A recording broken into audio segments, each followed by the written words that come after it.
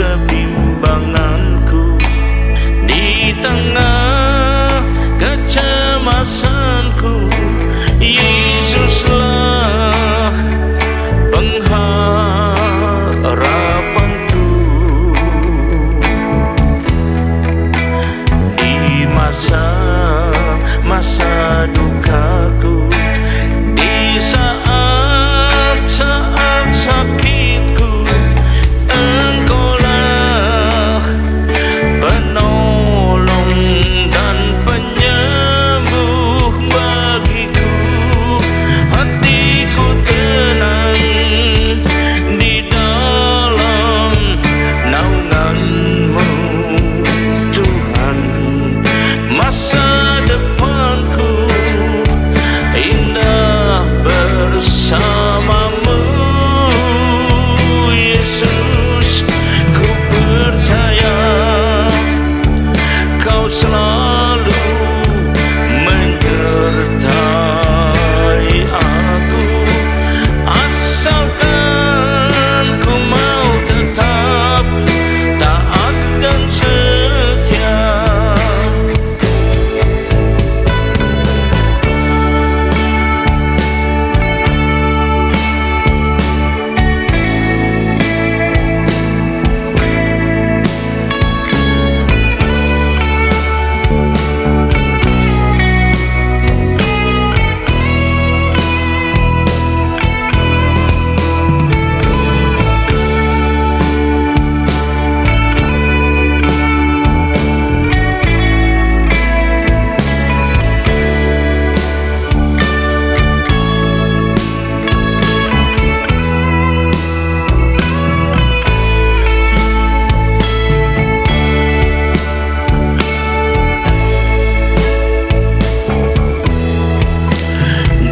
Dalam kebimbanganku, di tengah kecemasanku, Yesuslah pengharapanku. Di masa sukarku, di saat sakitku, Engkaulah penolong dan penyembuh bagiku. Hatiku tenang di dalam naungan-Mu, Tuhan.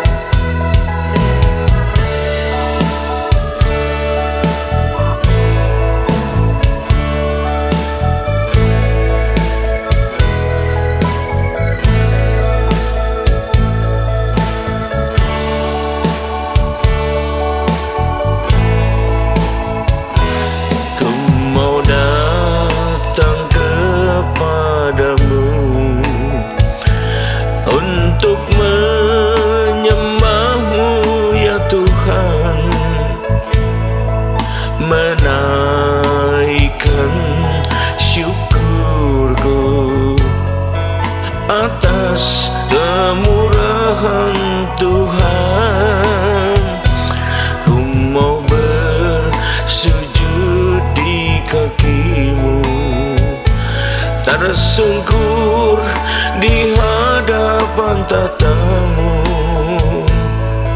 Tiada yang dapat bertahan di hadapan tata kudus-Mu, Tuhan.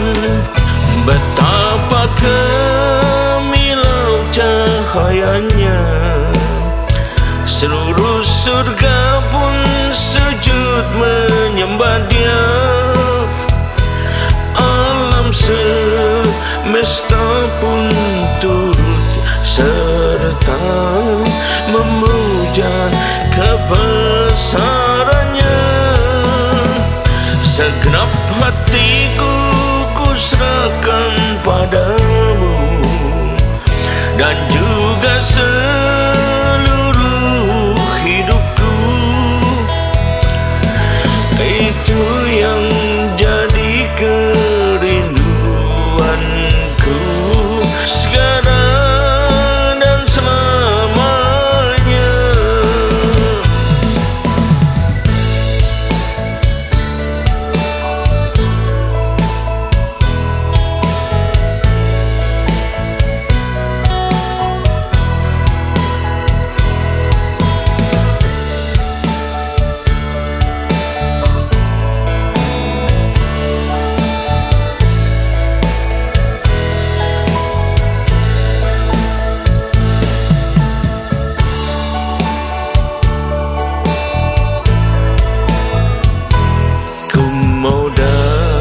Datang kepadamu untuk menyembah-Mu ya Tuhan, menaikkan syukurku atas kemurahan Tuhan. Ku mau bersujud di kaki-Mu, tersungkur di hadapan tata-Mu. Tiada yang dapat bertahan di hadapan tata kudus-Mu, Tuhan. Betapa kemilau cahayanya, seluruh surga pun sujud menyembah Dia. Alam semesta pun turut serta memuja kebesarannya. Segenap hatiku kuserahkan padamu, dan juga seluruh hidupku.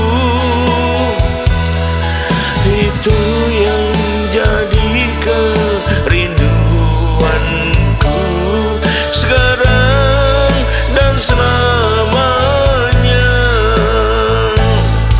Itu yang jadi kerinduanku sekarang dan selamanya. Itu yang jadi kerinduanku sekarang dan selamanya.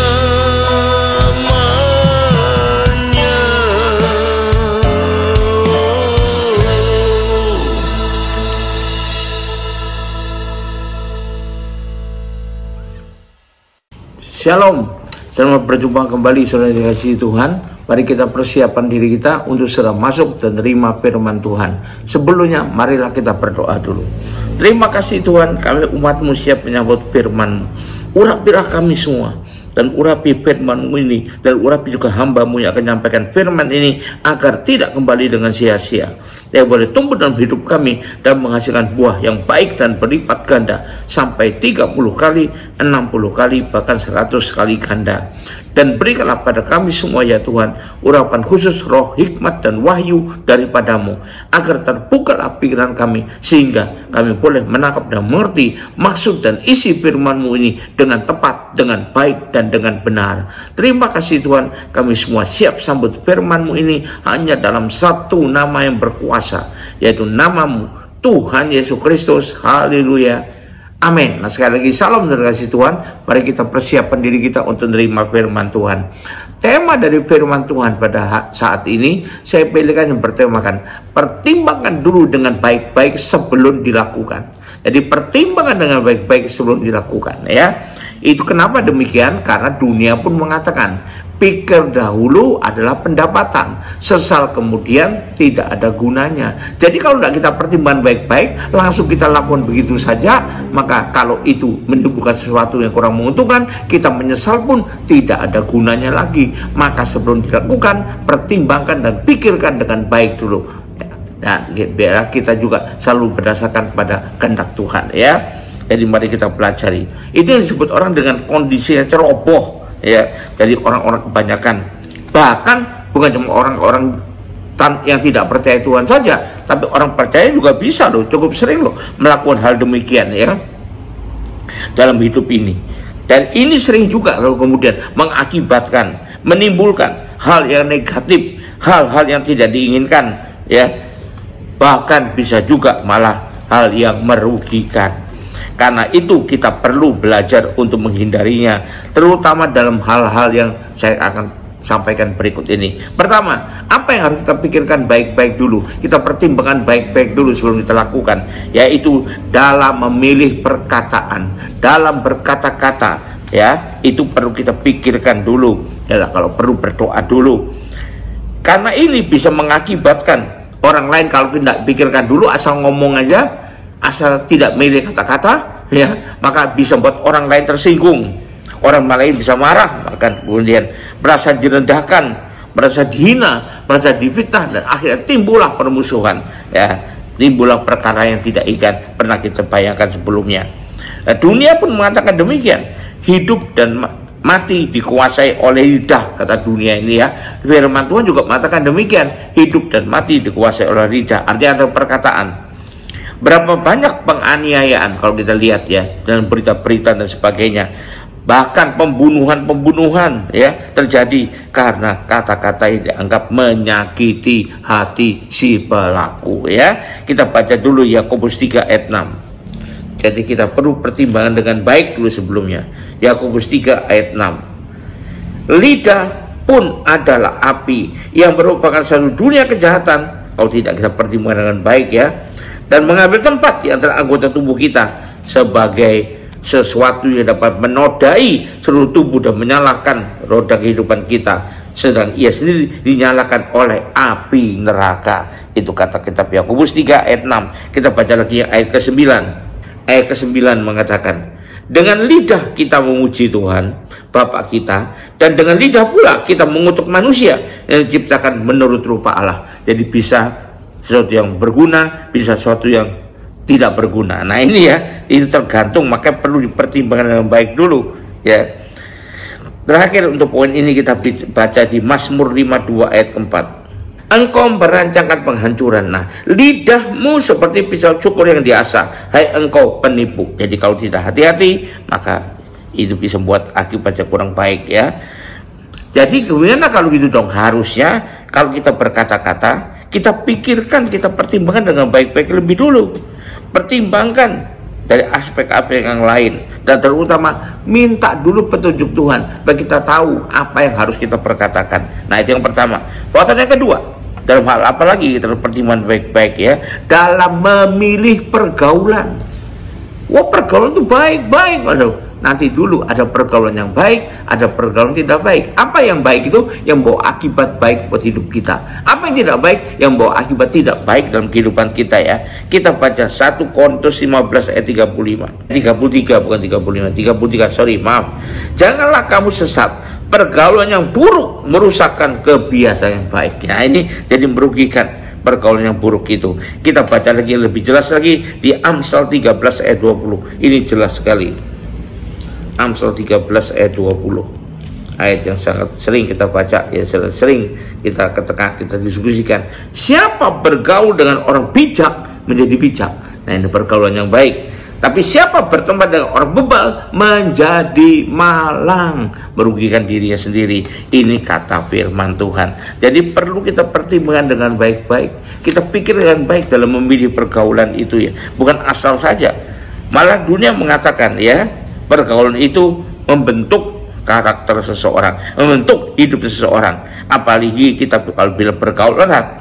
Bahkan orang bercanda mengatakan ada 9 pendeta bergaul erat dengan 1 penyamun, maka tanpa lama lagi berubah jadi 10 pendeta karena si penyamun terpengaruh oleh si 9 pendeta. Tapi ada 9 penyamun bergaul dengan 1 pendeta, maka tak lama kemudian berubahlah menjadi 10 penyamun, pendetanya berubah jadi penyamun. Nah, ini pencandaan orang-orang dunia, ya.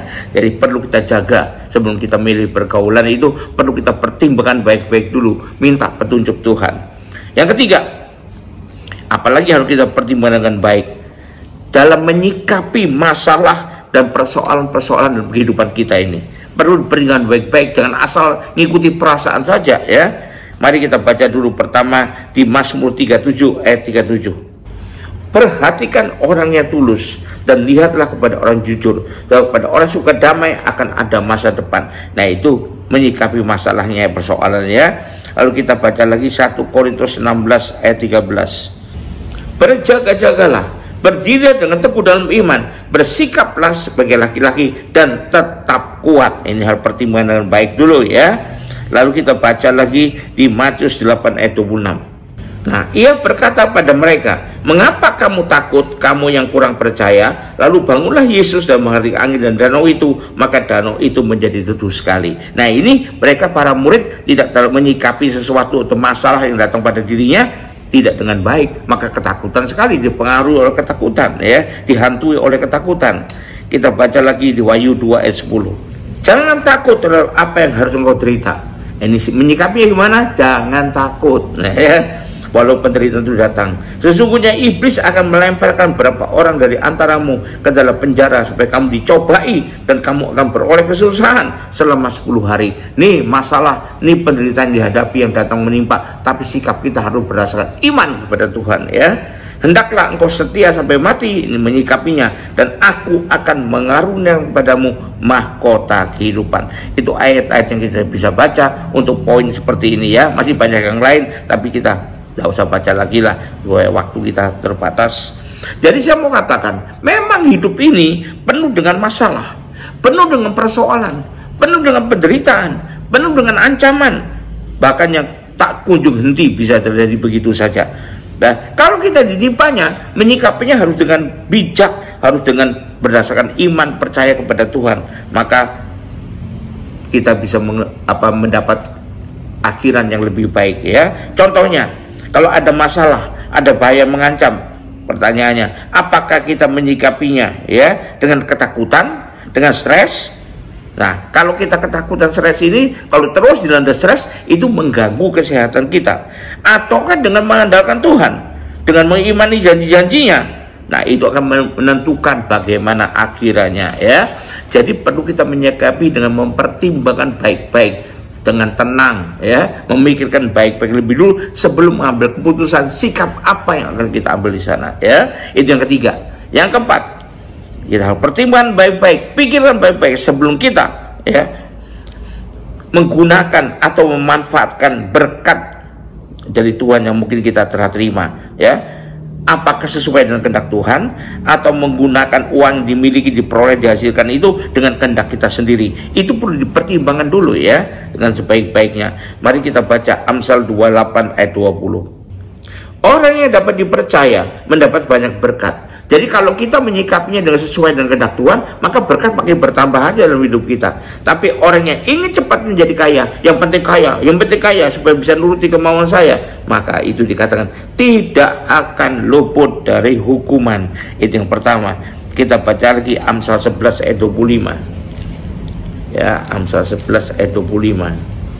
Jadi pikirkan, pertimbangan baik-baik, ya. Dunia juga berkata kok mikir gitu katanya, ya. bukan mikirin dari juntrungannya, tapi mikir dengan terarah sesuai dengan kehendak Tuhan.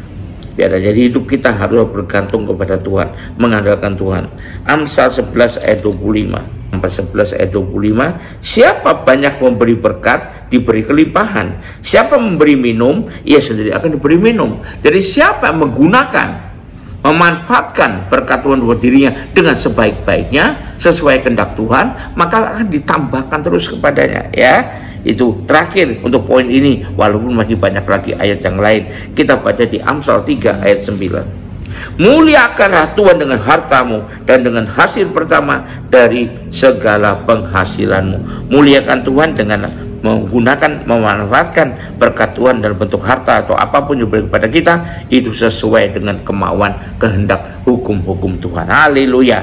Bila digunakan untuk menyenangkan diri sendiri semata, tanpa peduli dengan sesama manusia, atau untuk memuaskan keinginan daging, hawa nafsu belaka, ya, atau untuk pamer, cari ketenaran dan lain-lain, itu adalah, katakan ini, ceroboh sekali di mata Tuhan. Sebagai orang percaya, kita akan menerima hal yang kurang baik, maka Tuhan tidak akan berkati kita lagi, ya. Cukup sampai di sini, ya. Tapi kalau kita menggunakannya, memanfaatkannya sesuai kehendak Tuhan, sesuai firman Tuhan, maka berkat itu akan terus mengalir. Karena Alkitab mengatakan berkat sudah ada loh, ya, di atas kepala orang benar. Maka perlulah kita menjadi orang benar dengan jalan memikirkan, mempertimbangkan dengan baik bersama firman Tuhan, bagaimana kita memanfaatkan berkat yang sudah kita terima itu. Haleluya, ya. Ini yang keempat. Yang kelima, kita pertimbangkan dengan baik dalam kita untuk mengambil keputusan. Jangan asal saja, asal cepat, asal gini sesuai dengan perasaan, tidak, tapi pertimbangan baik. Karena tanpa pertimbangan yang matang, itu hanya mendasarkan pada selera keinginan daging semata, ya. Dengan tidak berpikir ke depan, terutama tidak minta petunjuk terlebih dulu daripada Tuhan. Ya, kalau menyangkut hal yang tergolong ringan, ya, seperti misalnya mengambil keputusan, ya, mau milih makanan apa yang ada di food court, itu masih lumayan lah. Kalaupun kurang tepat, nanti lain kali pilih yang lain saja, gitu ya. Atau mau berangkat kantor, buka lemari pakaian, pilih baju mana yang kalau mau dipakai yang cocok. Kalaupun tidak cocok, ya itu masih bisa lain kali cari ganti, gitu ya. Tapi kalau mau ada keputusan yang penting, ya, yang vital dalam kehidupan, misalnya tentang bagaimana kita memilih untuk menganut kepercayaan. Nah, ini bagaimana kita memilih pasangan, bagaimana kita memilih mantu, bagaimana kita memilih itu bisnis atau kerjaan apa yang harus kita lakukan. Nah, ini kalau salah pilih karena terlalu sembrono, bisa gawat akhirnya. Maka perlulah kita pertimbangkan dulu dengan baik, pikirkan dengan baik, terutama dengan minta petunjuk Tuhan, karena kita mengandalkan Tuhan. Haleluya, puji Tuhan.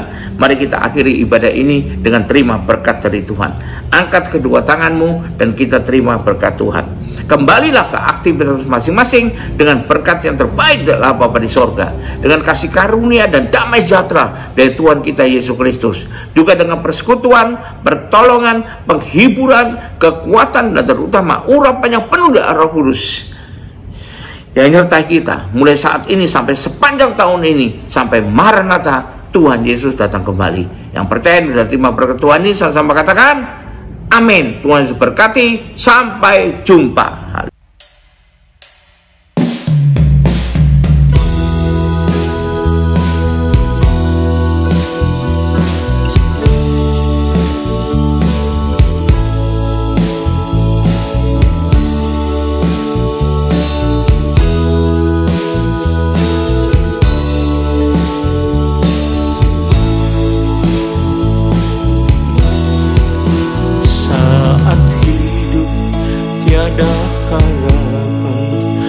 Masalah pun gitu menekan, tak tahu lagi apa yang harus ku lakukan.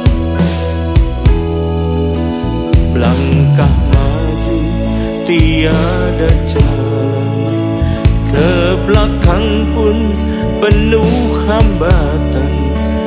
Pikiran terus tertekan dengan amat mencekam.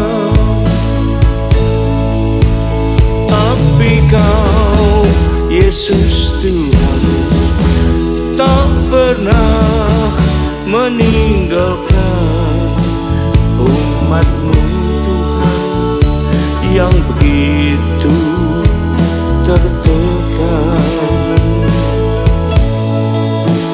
Engkau yang penuh kuasa, sanggup membebaskan semua, dan berikanlah hidup bahagia, bebas merdeka.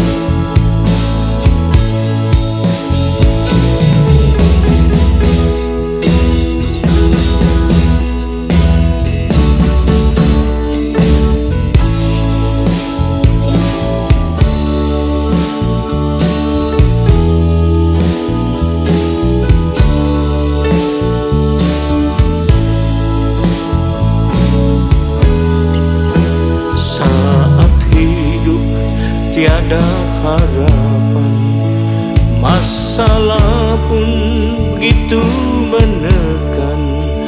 Tak tahu lagi apa yang harus ku lakukan. Melangkah maju tiada jalan, ke belakang pun penuh hambatan. Pikiran terus tertekan dengan amat mencekam.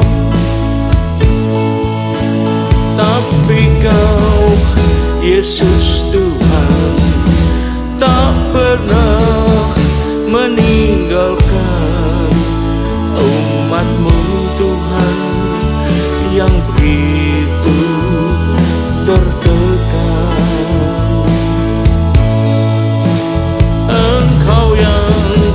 Penuh kuasa, sanggup membebaskan semua, dan berikanlah hidup bahagia, bebas merdeka.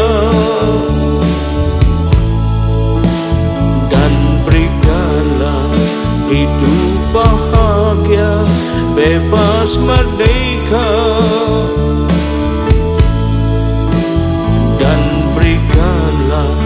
Hidup bahagia, bebas merdeka.